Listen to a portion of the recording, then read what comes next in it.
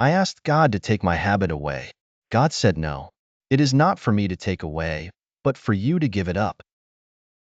I asked God to grant me patience. God said no. Patience is a byproduct of tribulations. It isn't granted, it is earned. I asked God to give me happiness. God said no. I give you blessings. Happiness is up to you. I asked God to spare me pain. God said no. Suffering draws you apart from worldly cares and brings you closer to me. I asked God to make my spirit grow. God said no. You must grow on your own, but I will prune you to make you fruitful. I asked for all things that I might enjoy in life. God said no. I will give you life so that you may enjoy all things.